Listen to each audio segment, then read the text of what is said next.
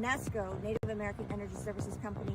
We are a woman, Native American, veteran-owned company, and we are Native-owned, not tribally owned, Native-owned. And we are so proud to be working with the Tule River Tribe on these historic projects, 3 projects, one at Eagle Feather 1, also Tipton, where we do the ground mount solar there, and the various projects that we did here at Eagle Feather 2. So let's do this. Hire Native, hire veteran. Hi, I'm Liam Huber. I am working with the Tule River Indian Tribe and the Tule River Economic Development Corporation as a DOE Energy Innovator Fellow. I've been had the honor to work with Tule River Economic Development Corporation and Native Energy Services Company on a multi-phased suite of energy projects, starting here in Porterville, that are really set up to change or transform the Tule River Indian Reservation as well as the broader Central Valley region. We've been able to put solar panels up on the roof of our administrative headquarters and out on the hillside feeding our convenience store. We've placed battery backup systems for resiliency, and we've even put a number of EV chargers out. And we've done this here at this location at Eagle Feather Trading Post 1. We've also done it at Eagle Feather Trading Post 2 on the other side of the Central Valley in Avenal. But this is the first tribe in the Central Valley region to do this kind of work. And these DC fast chargers here are the very first ones in Porterville, and we've been able to set them up across the Central Valley throughout the crossroads of California, so that's a very exciting thing.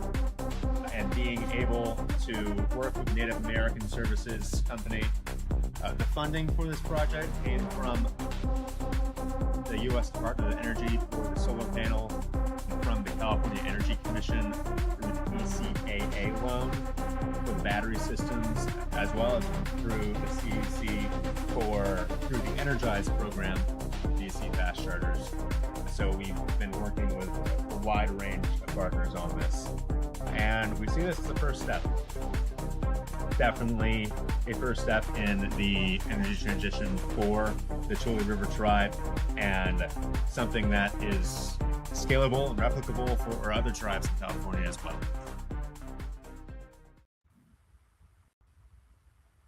And good morning.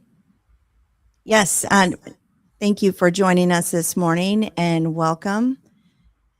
My name is Elizabeth Perez, and I'm going to be your host for today's Battery Storage Technology Integration and Applications Workshop. So before we get started, I'd like to recognize the Center for Sustainable Energy, CSE. Their support has made this workshop possible, and later in today's program, we're going to talk about several of the California incentive programs that they help administer. We truly appreciate their partnership and commitment to advancing clean energy throughout California. And I'd also like to recognize the National Center of American Indian Enterprise Development. They're only one of the nation's leading organizations supporting Native American businesses and entrepreneurs. And to all of the Native American businesses working in clean energy, engineering, construction, and technology, this one's for you.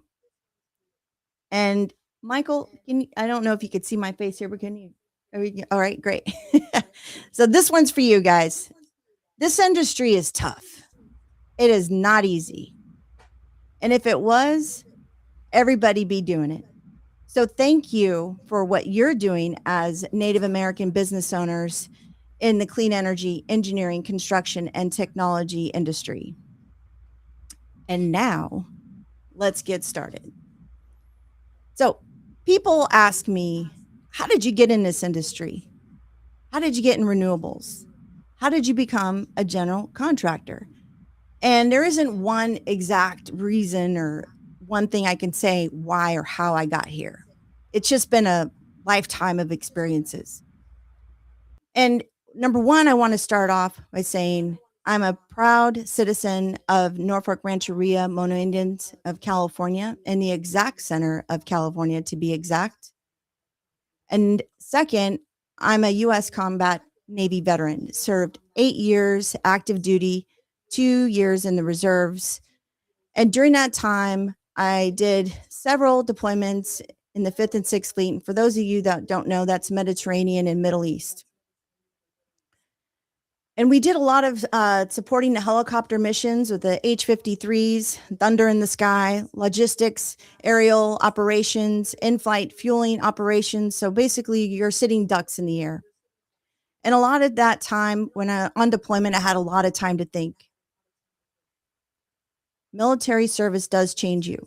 And anybody that has been deployed absolutely knows that. You come back a little different, and you come back with a different perspective. And for me, that perspective was one simple question: why are we so vulnerable as a nation? And actually, I'm the second generation Gulf War veteran in my family. My father served in the first Gulf War. I served in the second, and my son is right now training for officer training in Illinois. So he's going to be third generation serving in the military as well. So all of these experiences made me realize, and all those experiences, my lifetime experiences, military experiences, made me realize, why are we so dependent on outside resources? There's history of that. And it made me realize, big eye opener, how truly important it is to have our nation's energy security sound here at home. So when I took off the uniform, my mission didn't end. It simply changed. Instead of protecting our country overseas, I wanted to strengthen our communities here at home, reducing energy costs, building resilience, helping America become more energy independent. And that journey led me into engineering, construction, HVAC, energy efficiency, and eventually renewable energy development. And then I realized that just wasn't my career. That's my purpose. This is my purpose. And today, it's not just about battery storage applications and technology.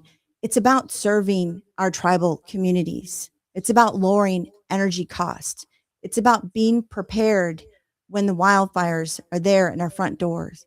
It's about being prepared when there's a power outage or public power safety shutoffs, and becoming more resilient.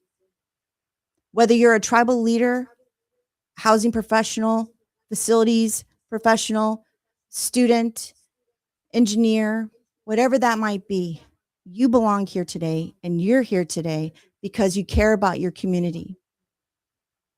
And I think of all of you as modern day warriors. Maybe you didn't wear the uniform. Maybe you didn't serve in the military, but you're maybe wearing a business suit, work boots, or sitting behind a tribal council desk, or that leader making those decisions. But every one of you here today is out there serving your community, whether you're in government policy, whatever that might be, or just a homeowner just trying to understand how all this stuff works. You're here today to protect your family, your people, and your communities. And you're taking that step to learn about technologies here at Tribal Lands and how we can do that for our homes, our businesses, and critical facilities. So I can't think of anything more American than strengthening our nation's energy security. And I can't think of anyone more than Native Americans, the first stewards of this land, to be the lead effort of that. So fast forward 17 years, I'm a general contractor, licensed B. I'm one of only, if not one of few, one of only in the nation and here in California that is a licensed B general contracting Native American woman in the nation that's focused on renewable energy, and also the CEO of GC Green and co-founder of Native American Energy Services Company.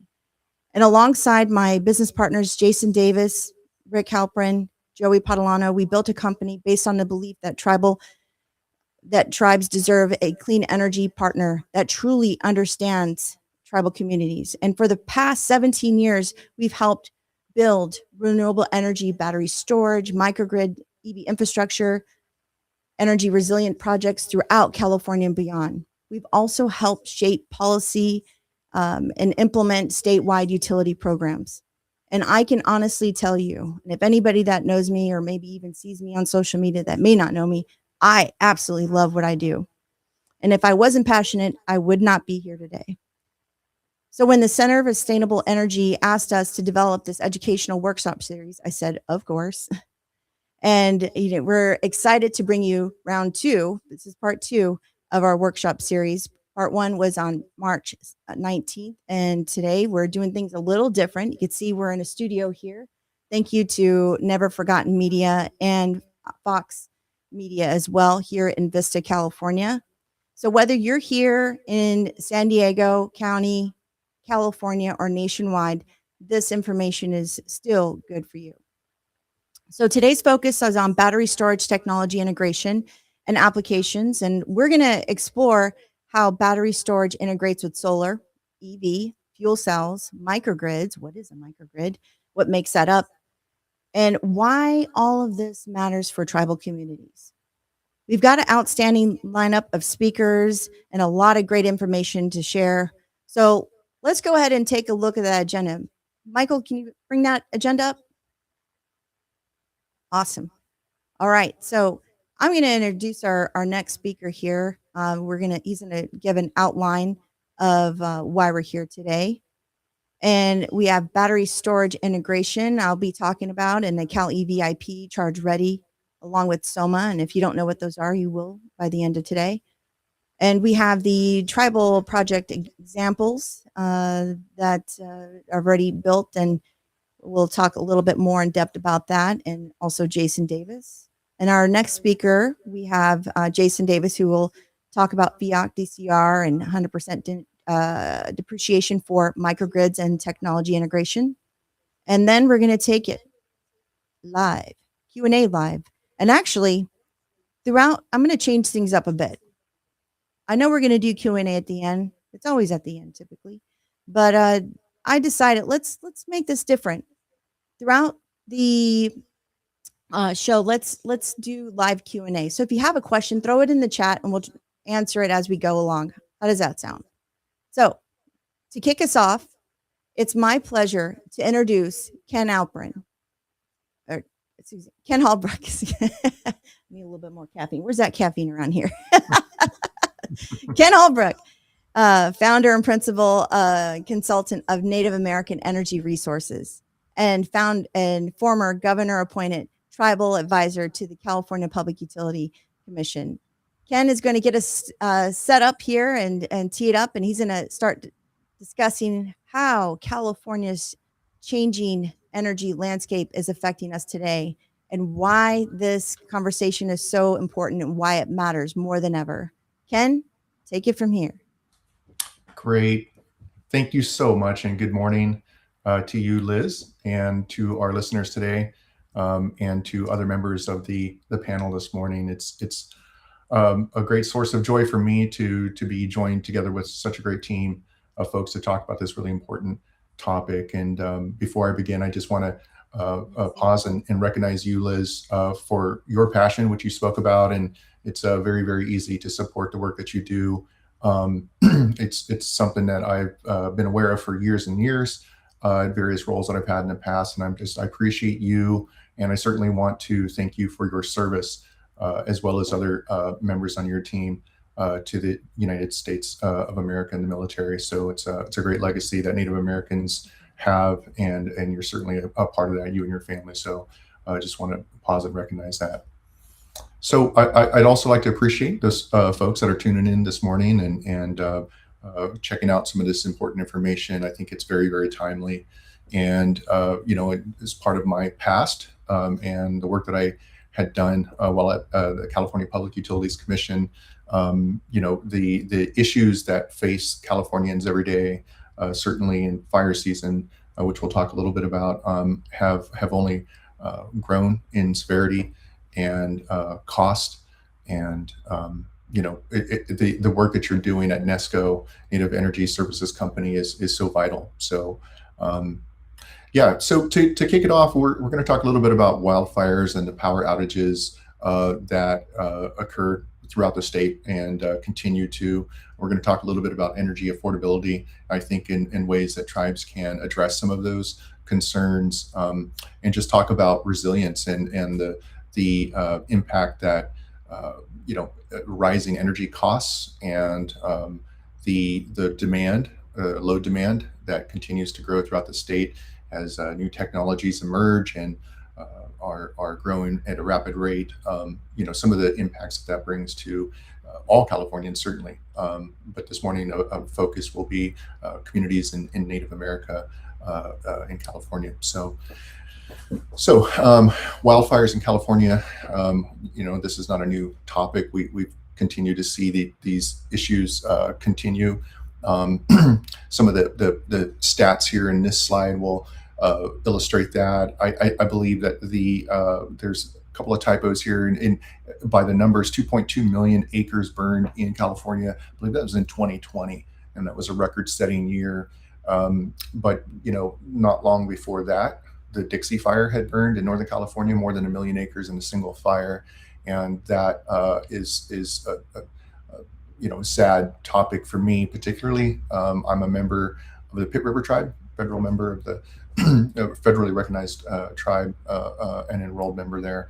But just south of there is the Maidu tribe, and more than 1 million acres burned there and took out vast areas of incredibly beautiful, world-renowned yellow pine forest, and has left a landscape that's barely recognizable to myself and other members of our tribe. So, these challenges continue. I know that in 2025, I believe the accurate number is just over 500,000 acres burned in that single year, with more than 8,000 separate fires. So, Springs Fire, Toomey Tower Canyon, recently the Thorn Fire down in your neck of the woods, Liz, continue to wreak havoc on landscapes, wildlife, and particularly human communities, and the infrastructure and the natural resources that humans rely upon. So, the San Diego area, which we're kind of focused on a little bit, but of course, these conditions exist throughout the state, and so nobody's really safe from these concerns. But the coastal cities, inland valleys, and backcountry, as you look across those different fire severity and fire threat districts, it's clear to see that tribes are of particular concern, because many of the tribes in the San Diego County area exist in the backcountry, which is at the highest risk. I think that the topic of developing energy resilient systems, integrated systems that have energy storage and backup built into those systems, are of vital importance to the safety of communities, to the resilience of economies, and to all of the resources that these communities rely upon. So it's important, the work that you're doing, Liz. And I think that some of the tribes you've worked with in the past, whether that's Tule River, or Verona, Rincon, you've worked in the Chumash communities, I know, Big Sandy, Rancheria, all of these groups have benefited from your expertise and the work that your team can bring into Indian country. And I think you mentioned it earlier. I think it's really, really important. And you've seen a recognition by the state and the agencies that are concerned with these the challenges, that empowering tribes is important, and an effective relationship building and trust building is really, really a big piece of the work that you do.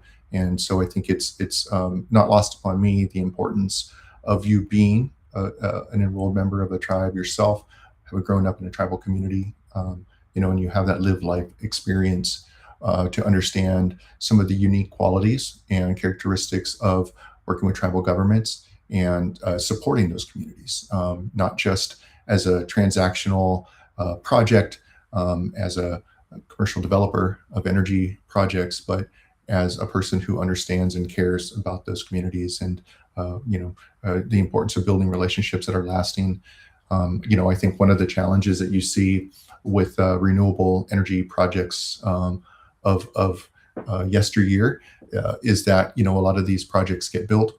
A lot of really well-intentioned incentive programs are created and support that work. But too often the reality is that these projects get built and developers come in, build it, and move on. And operations and maintenance is such a key component to these new technologies, and building relationships that last through the years, so that when these projects are built, those communities can rely upon the developer to be there years down the road to continue to educate, to train, and to be there when the systems begin to age and invariably need to be either upgraded or replaced and just maintained in general. So I think that's an important aspect of your business and a value that you bring very importantly.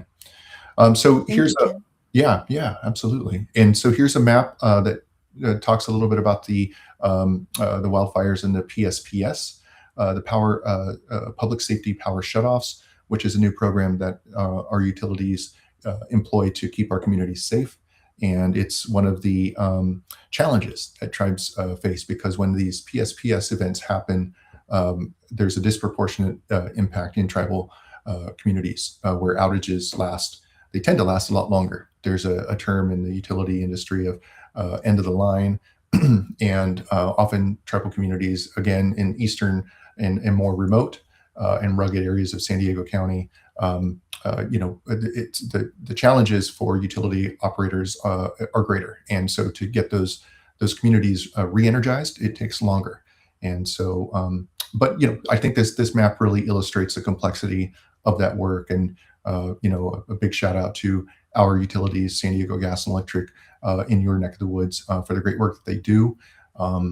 And I also want to give attention to the work that the California Public Utilities Commission continues to do to generate resources and guidance for those utilities to keep those communities as safe as can be in light of all of the wildfire risks that continue. So, I think some of that sets the tone for the conversation today, and I'm so grateful for the free educational resources that you're bringing, and will continue to bring. I know that that's a big aspect of your work, is to not only develop commercial projects, but also to make sure that communities are made better through education and outreach. And again, Liz, it's great to partner with you, and I appreciate the opportunity to join the conversation today.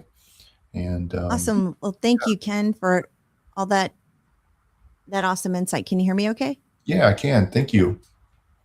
So Awesome. I'm going to hand it back over to you. Great. Okay.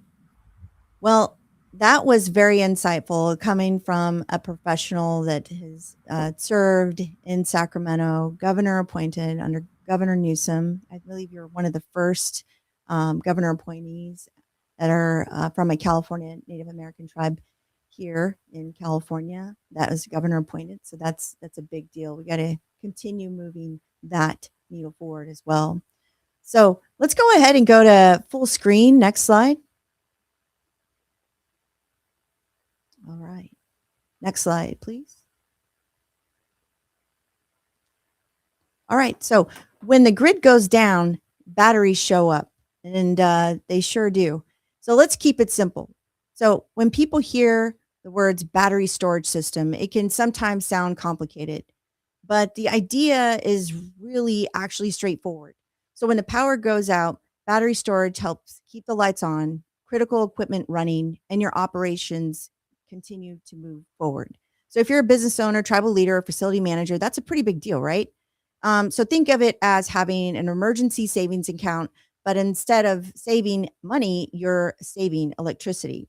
So let's go over here. So the grid there, right? Those power lines, that's the grid. And it helps keep electricity from it's how electricity gets from the utility to your home or business. Most days, it's exactly the way it's supposed to be. But here in California, as people know, things happen: wildfires, storms, extreme heat, equipment failures, or public safety power shutoffs.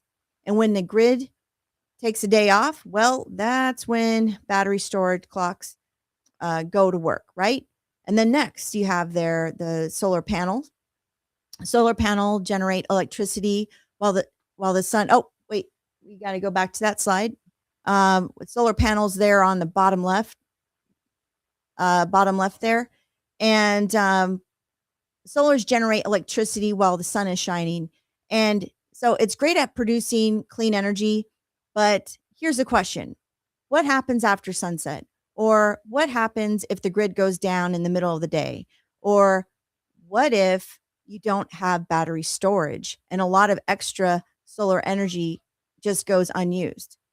Battery storage lets you save that energy and use it exactly when you need it. And the battery module there, well, that's think of it like a giant rechargeable battery. It captures the electricity and safely stores it until it's needed. That's kind of like meal prepping, right? Like I like to do that on Sundays. I meal prep, throw it in the freezer, and boop, there I go. I have it for the rest of the week. Same concept here, just it's energy. And so you just make it ahead of time. And when you need it, that's when life gets busy and you throw it in. And the rack mounted storage there. You need more energy? No problem. So just stack it on and you simply add more modules. It's a scalable system. So whether you're powering a small tribal office or planning future growth, the system grows with you as you need it. And the container storage, well, that's when things get really serious. These are systems that can provide backup power for tribal government buildings, health clinics, schools, casinos, emergency operation centers, water systems, and other critical infrastructure. And for larger facilities, these are not just backup batteries. They can be utility scale type backup batteries, and it can run cities, businesses, campuses. This is all about energy resilience strategy. And Jason Davis, who's our next speaker, will talk a little bit more about that. So what is battery storage? So battery stores electricity until you need it. That's it. It doesn't create electricity. It simply saves for the moments that matter. And technology, well, most battery systems today use lithium ion technology. It's the same basic technology that's in your phone or laptop or even the electric vehicle. Okay, let's move on to the next slide, please. All right. So let's talk about why so many homes and businesses and tribal communities are pairing solar with battery storage. It's like the perfect couple. So here's how it works. During the day, solar panels generate electricity from the sun. Your building uses it for what it needs first. And if you're producing more electricity than you're using, that extra energy doesn't have to go to waste. So instead, the battery stores what energy you produce so that it can be used later, or after the sun goes down, or during peak utility rates, or even during a power outage. And the inverter, well, let's talk about one of the hardest working pieces of the system, the inverter. The electricity coming from the solar panels and battery isn't the type of building it uses. The inverter is more like the translator. Full screen, please.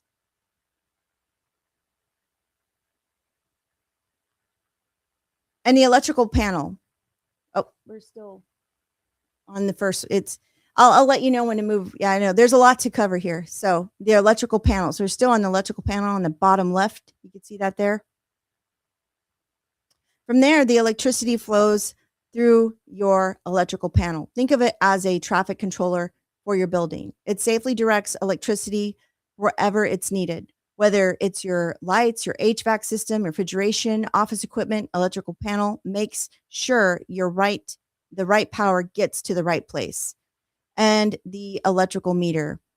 Yes, think of it as a scorekeeper. It keeps track of electricity as you receive it from the utility and when allowed and extra solar energy, send it back to the grid.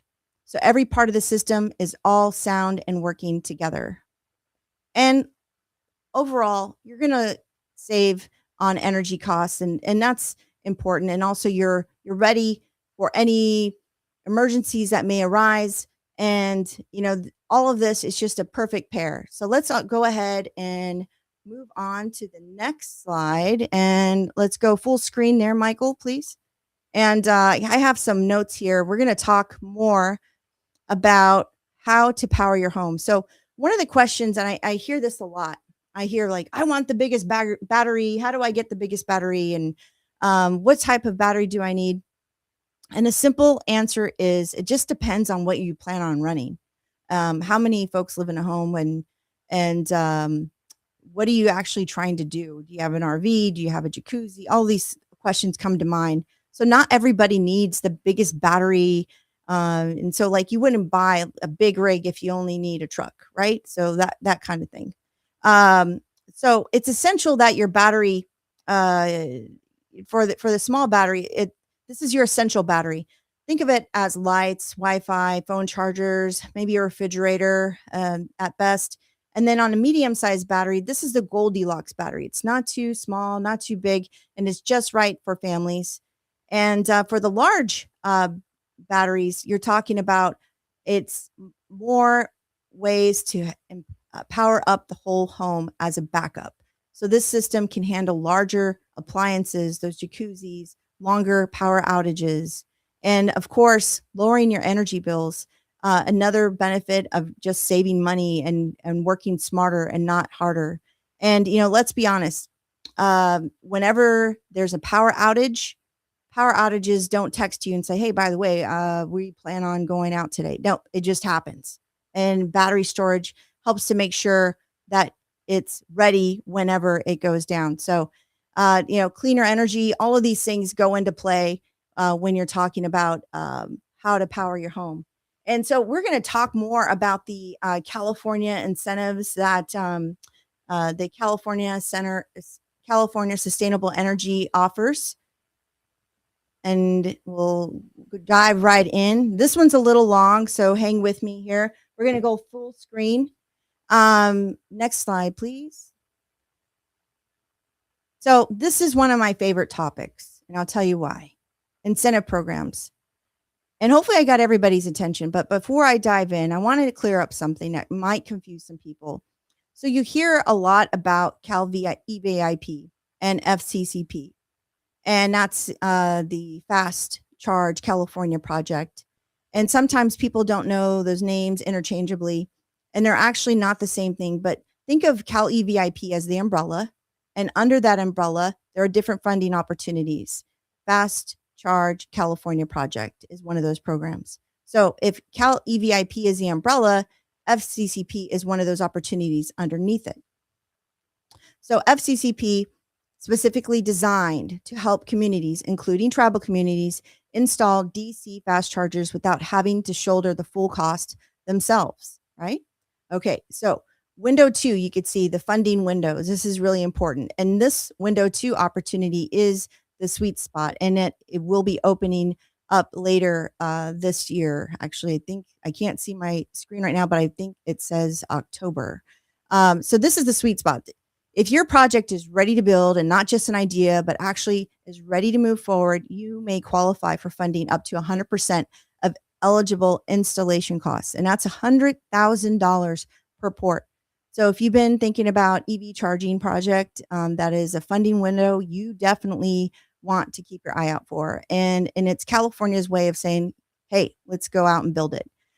So window 3, okay, if you didn't make window 2, if you're not ready yet and you don't have that project underway, window 3 is another opportunity. It's an incentive for up to $55,000 per charging port, regardless of charger size. So that's substantial amount still of funding that can significantly reduce reduce this cost of your project. So why different windows? So people ask this, like, why can't you just leave the window? Why are there so many closing and we don't really get to know these incentives and there's not enough time? Well, this is why we're doing this training, because not a lot of people do know about these different windows. And it is important, because if there weren't windows, there's a limited amount of funding. And it's important that you get out there, you hear about it, you start getting your project ready for that next move. So on the program updates, on the program update side, the update is that some things have changed. So what's no longer eligible are charging hubs, hotels, businesses. So it's just really about, the kind of the iPhone update of things. And there's a lot of different updates, and part of the update is meaning that there's a limited funding. And so California just really wants to focus on what that target is, and the different locations. So part of those priority locations, and not only they were condensing some of these program updates, is that California really wants to focus on tribes, and doing this outreach and training to focus on tribes. So one of the things that's important is, if you can just remember, if you've ever thought of installing a DC fast charger and it sounded expensive, this is the program for you. All right, let's move forward. And this is the next slide, please, is the SCE, Southern California Edison Charge Ready Home. Okay, I'm not sure how many folks know about this, and then this is in SoCal Edison territory. But this is something that's also pretty exciting. I did not know about this, and I had to, when I updated my solar and EV charging at my home, I also had to upgrade my electrical panel, and as you would with a backup battery storage as well, storage system. So this is something that's pretty exciting and also important. So your electrical panel, you're going to need to upgrade it more than likely, most especially if it's an older home. Think of it like, as I mentioned, a traffic controller for your home's electricity, and every bit of power flowing through your homes passes through this panel. And so taking a look at that, so you could be up to 2,100 eligible by your location, and they're really focused on SB 535 disadvantaged communities map. And take a look at it there, and you can be up to $4,200 if eligible, based on income. And then of course you can might have already gotten offered it through your tribal TANF office or Head Start office. So we're going to give some more information at the end here for the contacts over at the Center for Sustainable Energy, and that way you can find out more information here. And here's a really important one too.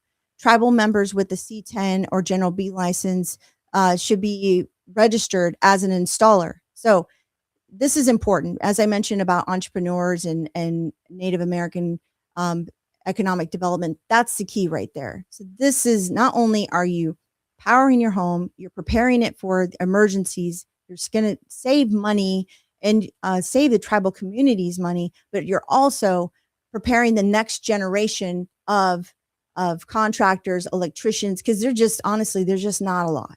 And it's important to create that next workforce moving forward. Okay, next slide.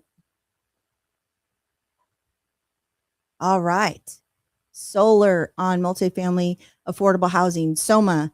So this is a really fun one. Our team has been a part of this. So, taking a look at California Incentive Program, the SOMA program, in simple terms, this program offers affordable housing communities the opportunity to install solar battery storage at little to no cost,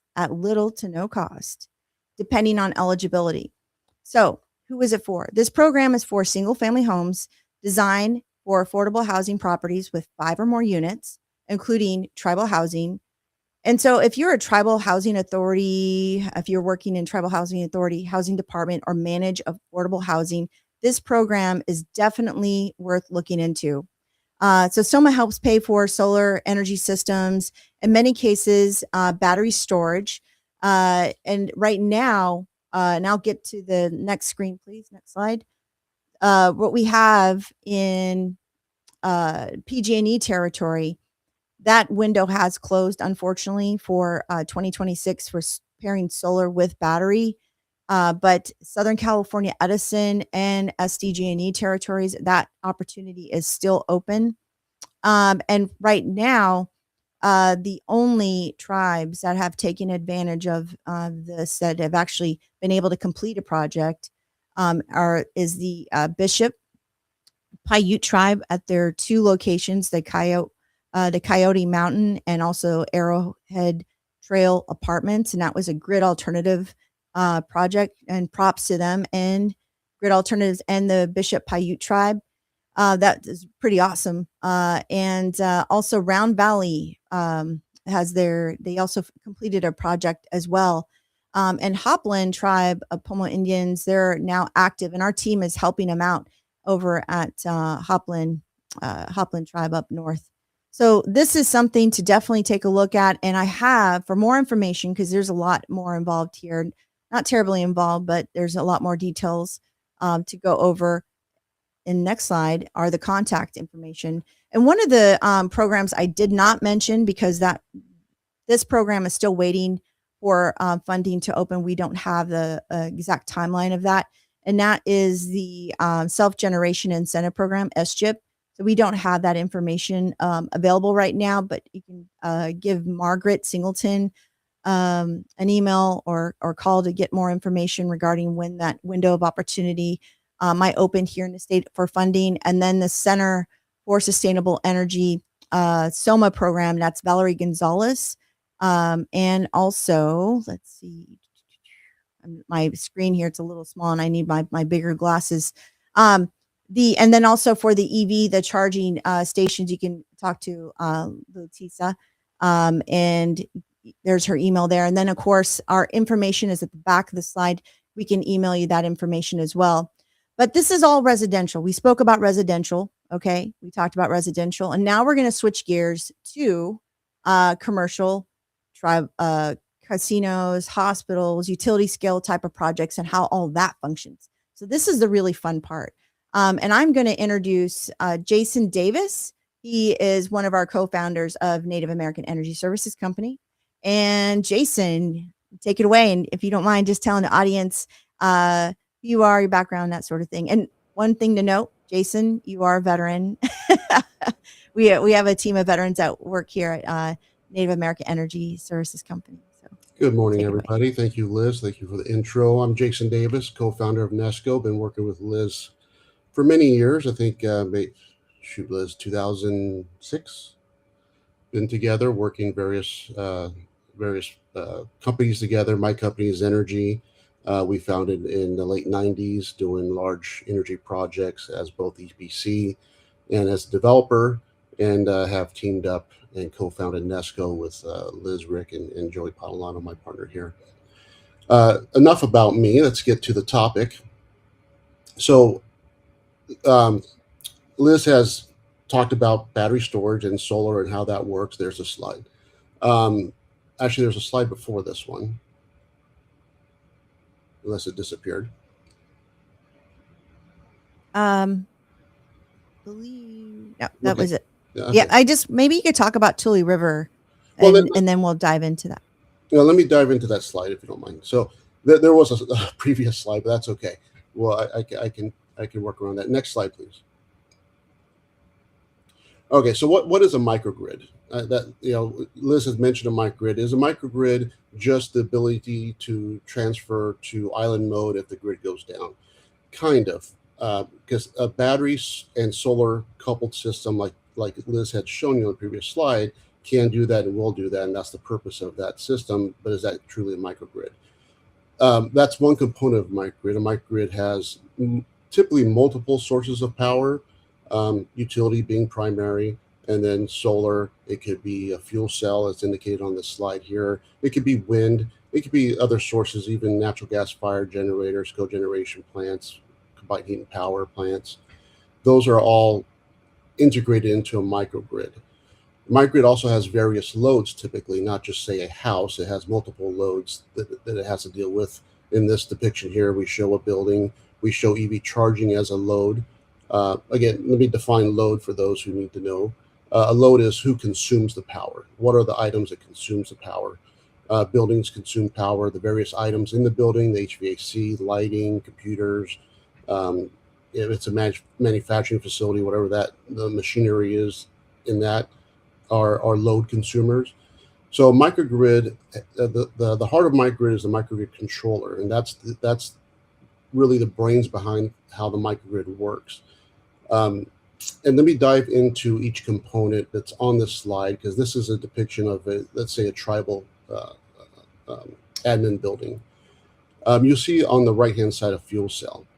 A fuel cell is really made to provide constant power, what we call base load. And for those who remember back in grade school, the bell curve, that's usually how a building like this load profile looks like. It's lower at night, then peaks during the day, then back to a lower amount. So you have a base load in that before the peak. And the fuel cells or other technologies that run constant power handles that base load. The peak loads are handled by solar that's intermittent. As you know, sun comes up, goes down, clouds come in, rainy days, so forth. The wind, same issue with the wind, the inconsistency of wind. All that is driven to that peak period and utilizing batteries to help trim those ups and downs. The batteries will take that power that's coming in intermittently, store it, and give you a smoother power curve. Those things are all controlled by that microgrid controller. The utilities are also in place, of course, in a microgrid. So your main load, typically in a microgrid, is the utility. PS happens, you switch, the microcontroller will switch, and now you're running on your own island. And typically on a large-scale microgrid, you could run indefinitely, is the idea that you can actually be off the grid for a very long duration, if not indefinitely. It just depends on what's fueling the microgrid. Again, solar with the sun, wind with wind turbines, and fuel cells or other base load use natural gas or hydrogen. Next slide, please. So here we're going to talk a little bit about how that all works again. I kind of hit on it a little bit in the previous slide. Is you can, as Liz was saying, in a home system where she had the smaller battery, medium battery, and larger battery, similar things apply here. And when you're designing around a microgrid, you could have your building loads, and you can actually set aside what we call critical loads. You don't have to power the whole building; you just power the critical loads. That downsizes your battery. Batteries are very expensive, so trying to downsize that battery to only power your critical loads can be very important to the design. What are critical loads? Some of the lighting, obviously, what keeps the building in operation to its core, right? If it's a manufacturing facility, maybe the manufacturing process is more important than every single light on. So you just go through your critical load, you create a critical load panel, and you size your battery for that critical load. Again, all this is controlled by the microgrid controller, the brains behind it. I like to think of it as a dance, and the choreographer is the microgrid controller. It's dancing between the various power sources that are intermittent, that's sporadic, the grid that we hope is mainly constant, but we all know it's not. So things happen on the grid side, and it just manages that so there's little to no disruption in operations. Next slide, please. So we're going to get into, Liz touched on some California incentives. I'm going to talk about what's in the federal side. So right now in the residential solar tax credit, section 48, that is gone. There is no longer a solar tax credit in the residential side at all. Solar tax credit, section 48 for commercial and utility scale is still in place. There's some sunsetting happening on July 4th of this month. The safe harbor provisions to safe harbor your project for the full 30% ITC has expired. What does safe harbor mean? That means that there's two tests for safe harbor. Either you spent 5% of the project before July 4th, or you have a 5% of construction has been put in place. The shovel has actually moved dirt at 5% of the project. Now, if you miss that window, there's still a slight window left. where if the project is placed in service, and the definition of placed in service is that it's operating for its intended use. So that means it's making power, right? Solar, and it's supplying power to the load. And that has to be done by the end of 27, December 31st, 27. Once that's over, then there is zero solar tax credit. But in Section 48, there's also a battery tax credit. That continues for quite some time. And in both cases, solar and battery, there's 100% bonus depreciation. And I'll get into how that affects tribes, because tribes typically can't utilize the depreciation. Even the economic development corps within the tribes can't utilize that depreciation. But there is vehicles and ways to monetize that along with the tax credits. Now, tax credits do have direct pay options for tribes, but again, you leave 100% bonus depreciation on the table. In the ITC, in the investment tax credit, there's bonuses. And you see in the center here, number 2, domestic content requirement. That's a requirement if you want another 10% bonus. For Tule River, we were able to obtain the 30% tax credit plus domestic content bonus plus the tribal low income bonus of another 10%. And that brought us to 50% tax credit. So 50% of the project was paid for by direct pay on the ITC. I'm going to go back a little bit on FEOC compliance. So the new law that came into place starting the first of this year for batteries and for a small period of time, solar, is FEOC, Foreign Entity of Concern. What was placed in there is to try to drive the market to the U.S. Right now, basically China owns the lithium ion market. And what FEOC is saying, there's 2 components with FEOC. And this is very important because you will lose your tax credit if you don't comply with FEOC and you have the paperwork behind that compliance. FEOC, number 1, is the entity you're buying that battery from a U.S. company, or really, it doesn't have to be U.S., but it has to be not part of the FEOC list, which is China, North Korea, Iran, and Russia. Those are the FEOC entities or countries that can't have control of that battery manufacturer. They can have ownership in it, but they can't have control. And even the ownership, there's a cap on the percentage. The next bucket of FEOC compliance is the components of the battery. There's a scaling percentage of what needs to be non-FEOC components. So in the battery system for you to get the full tax credit. Same concept as the ownership, but these are battery components to meet FEOC compliance. That battery component scale is very similar to the domestic content scale. They're almost tied together, same kind of formula, but FEOC has the ownership component in it also. I had mentioned the 100% bonus depreciation. That's come into play for any project. So even though the solar ITC tax credit has disappeared, it still has the 100% bonus depreciation, or has a 100% bonus depreciation. What does that mean for tribes? How can you monetize that? The answer is through either a partnership or through a sell leaseback. And how does a partnership work? And I know we're limited on time, but I'll try to do a quick overview. If you have a project like we had mentioned before, where there's a microgrid, you can actually set that project up in a special purpose entity, its own LLC in a partnership. And you can bring in non-tribal entities into that partnership to monetize that bonus appreciation. And what we call, in a partnership, you can do disproportionate allocations. So that you can disproportionate allocate almost 100%, 99%, let's say, or 95%, depending on how the partnership's structured. That bonus depreciation to your partner. That partner can then monetize it for the tax credit. There's also, like I said, a sell leaseback that can monetize that. But the trick, it's really a financial engineering structure. It's been done for decades since ITC from renewables been in play. So it's nothing new, but it is a complex structure and really not set up for small projects, because the cost of those structures with the attorneys and the tax advisors are pretty expensive. So it's really for larger microgrid projects that put in that structure.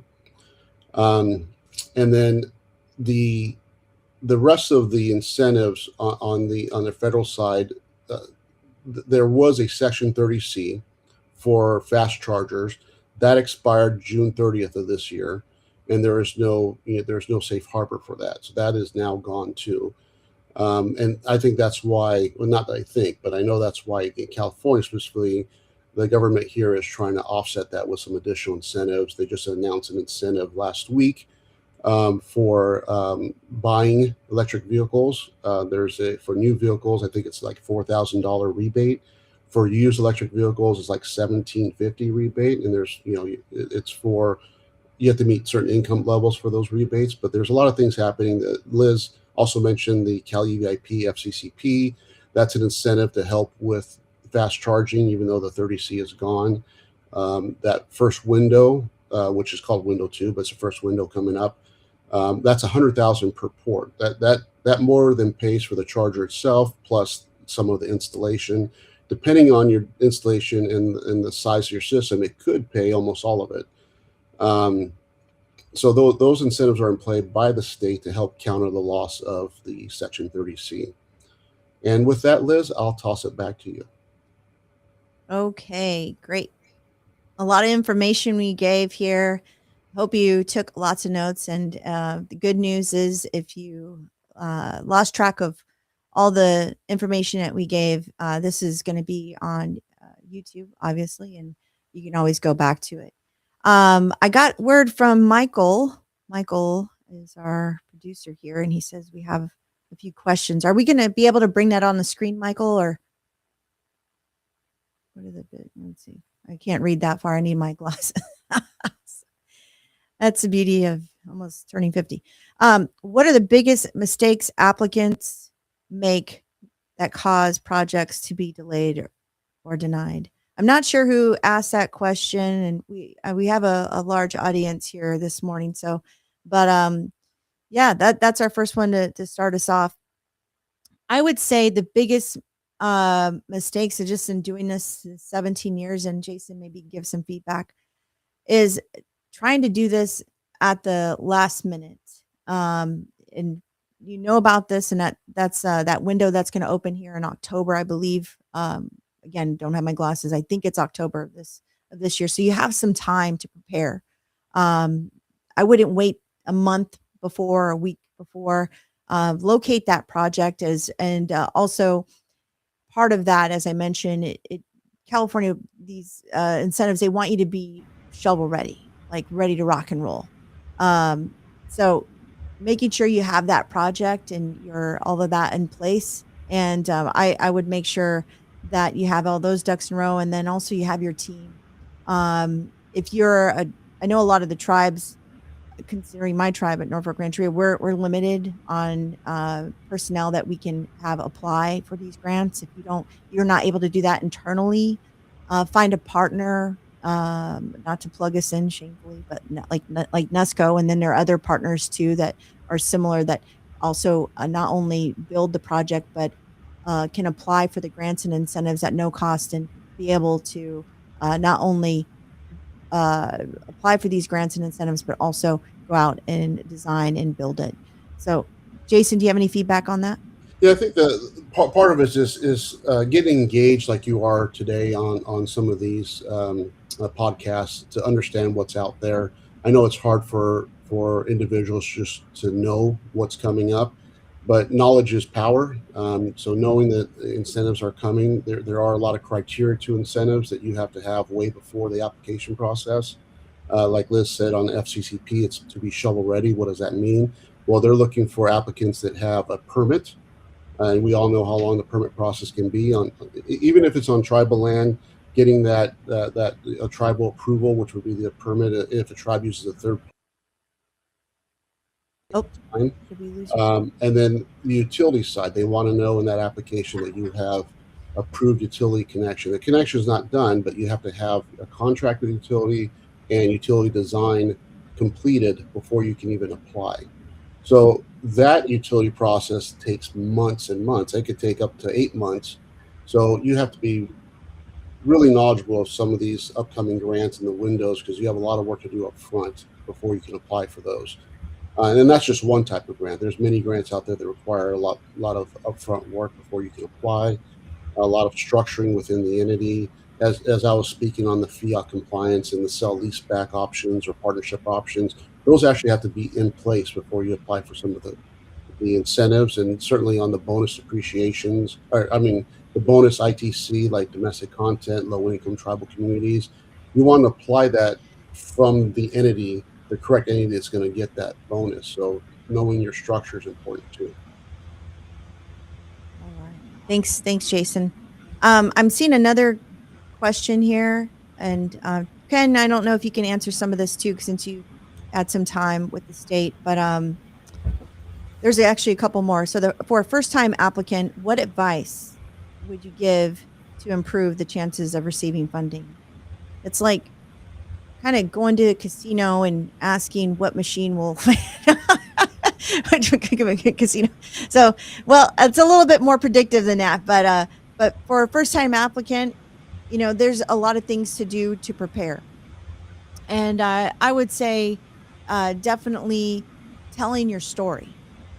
Okay, this is coming from me, and Ken and Jason, you can chime in.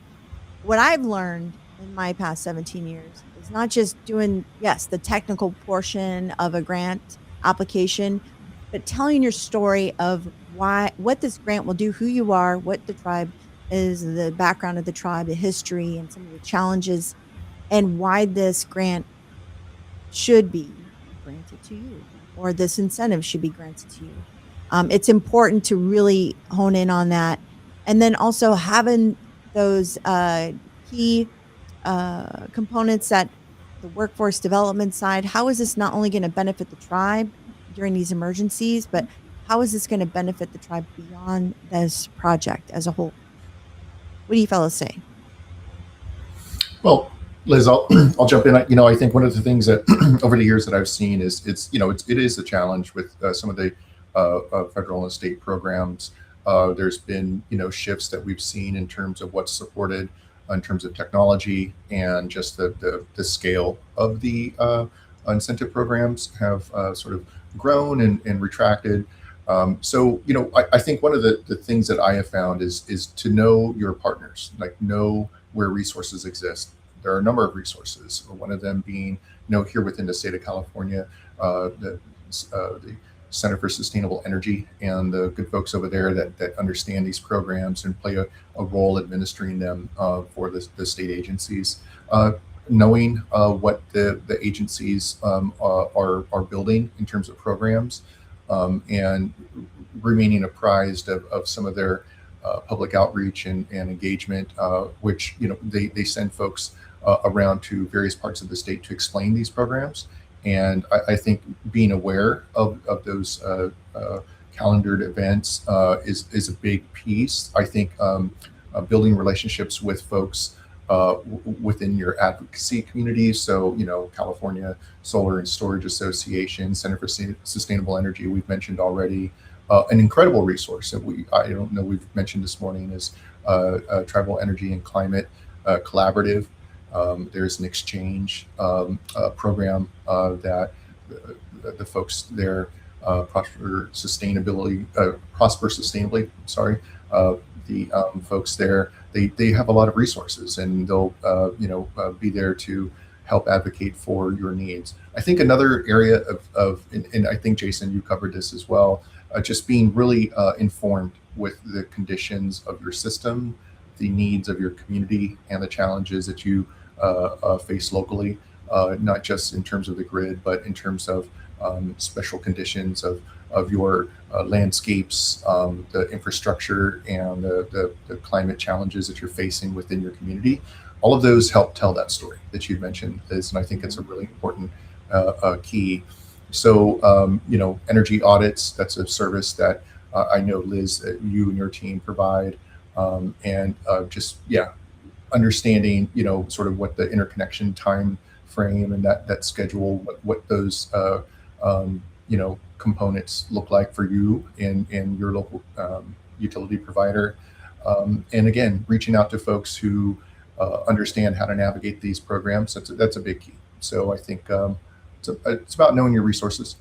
The other thing I would add too is endurance. There's in this process, both in grant writing and in developing a project, it takes a long haul, long push sometimes, and people can I call it development fatigue, and kind of Yep. fall off.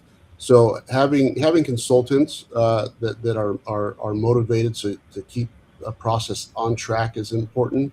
Most of the customers we deal with, they have their regular jobs to do, and it's hard to try to put in the hours it really takes to get some of these incentives and some of these applications and grants done. And I've seen it where we've worked a year on a grant, and right before it's awarded, everyone just kind of fell off because it just fell off the map for the tribal council. It that endurance to keep pushing because it's there. There's all the success stories you hear out there is because they kept at it. There's always things that get in the way in grant Q&As, time frames. A lot of the very large grants take over a year to actually get the award. So you really have to have that endurance is my message to everyone. It's there. It's not easy to get. If it was easy, then everyone would just go get it. So there's no easy button. It is hard to get, but it's not impossible is my message. Keep at it. Make sure you have experts. And again, from the beginning, know that it's even in existence. Keep informed. All the resources that Ken mentioned, they're out there to understand what is coming up and get prepared for it. Larger the grant, the harder the push is, but don't get developer fatigue. Is my message. Right. 100%. And, the CPUC, California Public Utility Commission, and the California Energy Commission has done a great job, especially in this administration, going out and doing the California roadshow, I guess you call it. I don't know. It is pretty cool. They go to all these different locations throughout the state. I think they went to over a dozen cities throughout California, tribal communities throughout California, and had some listening sessions. And in those listening sessions, they were able to develop, get a lot of notes, and from that, develop different policies and programs for tribal communities. And I'm sure that's something that they're doing also in this round of sessions that they did. And I'm mentioning that because what Jason had mentioned is to stay in tune, find out what's going on within the California Public Utility Commission on the tribal side. Find out. I don't know if they have a new tribal advisor liaison for CPUC yet. Do they? Ken, questions? Yeah. So Thomas Gates right now, I believe, is okay. Serves as interim. Well, it's important to check in with your tribal council or tribal housing to see if you could sit in on those listening sessions, or at least give feedback and say, hey, what programs are in my territory, or these are the type of programs that I think we need in this territory. So that way, when the tribal leaders do sit down with the CPUC or the CEC, in any case, that way they can deliver those needs to the state. It does take some time to do. And thank you for mentioning, Ken, Prosper Sustainably. They've been an ally of ours, and I've known Josh and his team, probably 17, maybe 15 years now. Time goes by pretty quick. And most notably, too, Indian Energy, they did an amazing work out here at Bejas. They had that microgrid project, and that's where the SoCal Edison, SDG&E, and PG&E had held the Tribal Energy and Safety Summit. That's held every year. Next year, it'll be held at Shingle Springs, to be announced, I guess. Like, it's not quite in writing, but I'm pretty sure it's going to be there. But like events like that, stay abreast on what's going on there. It looks like we have a little bit more time, maybe 2 more questions. And the question that came up is for here in San Diego territory. Geez, my eyes are pretty bad. So, what programs are available within SDG&E service area, and are the programs available for tribal members living off reservation? That's a good question. I remember SOMA has to be 4 or more homes that they belong to tribally enrolled, but then there's something regarding the deed. Yeah, I think SOMA specifically, it's multifamily homes, and it could be off the reservation, but owned by, say, the Tribal Housing Authority. As long as the criteria is that it's owned by the tribe, and whether it's an authority or just the tribe itself. And it has to be rented out to. It doesn't have to be actually rented out to tribal members specifically, but it has to be rental property. That's one of the criterias. Now, when we speak to what other programs are available for tribal, that's a pretty broad question. There's a lot of different programs. Programs from SCG has programs on bill financing for one. They have programs where they help pay for a home EV charger. I think it's $1,000 that they'll do for EV charging at your home. There's appliance programs too that help get more efficient appliances. So the SCG has a lot of programs, and they're not set aside for just tribal members, but they're out there, and the tribal members should definitely take advantage of them. If it's tribal, to answer your question, if it's off reservation, then it doesn't really matter. There's no specific tribal member rebate program for SCG&E specifically, but like I said, SOMA does have something that's for tribal owned properties off the reservation. And then again, there's just a plethora of different, even small rebates like Energy Star rebates with appliances, like I mentioned earlier. You'll be surprised how many people just don't take advantage of those things. There was a program out not too long ago. SCG was giving out the solar battery packs you now see on TV, right? It's the battery and solar generator that you can plug things into. They were giving them away, and they were like $7,000 or $10,000. Yeah, they're finding it hard to give away because it's just about the messaging. Now everybody wants them. Yeah.